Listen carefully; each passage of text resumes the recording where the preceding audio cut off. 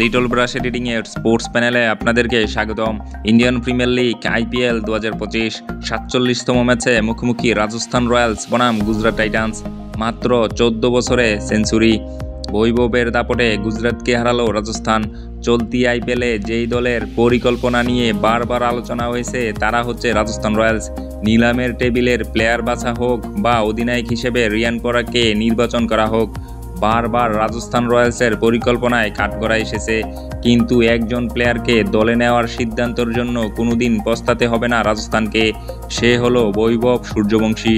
মাত্র 14 বছর বয়সে আইপিএলে সেঞ্চুরি করল এবং এর সঙ্গে দলকে জিতিয়ে ফিরল। গুজরাট টাইটান্স বনাম রাজস্থান রয়্যালসের ম্যাচটা রাজস্থান জিতল 8 উইকেটে। প্রথমে ব্যাট করে গুজরাট তুলে 209 রান, 4 উইকেট হারিয়ে এই রান তোলে তারা। শুভমান গিল 84 রান ও জস বাটলার 50 রান করেন। শুভমান গিলের এই ইনিংস নিয়ে যখন আলোচনা চলছিল সেই সময় প্রায় কেউই কল্পনা করতে পারেনি বৈভবকে নিয়ে। জসপ্রীত জয়সওয়াল ও বৈভব ওপেনে নেমে 166 রান করেন। ওপেনে এই বড় রান হওয়ার পর কোনো দলকে আর পিছনে ফিরে তাকাতে হয় না। 70 রানে জসবি ফেরার পর বাকিটা সময় ছিল বৈভবের।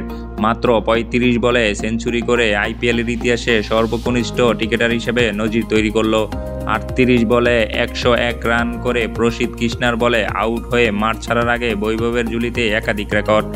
101 রানের ইনিংসে ছিল 7 চার ও 11টি ছক্কা। জসবি ও তারপর বৈভবের রানের সুবাদে 15.5 ওভারে জয়ের জন্য প্রয়োজনীয় রান তুলে ফেলে রাজস্থান।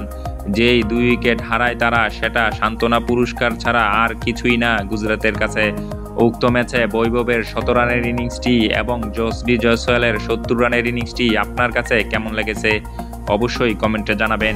আপনার কমেন্টের আশায় রইলাম। এখন দেখে নেব পয়েন্ট টেবিল।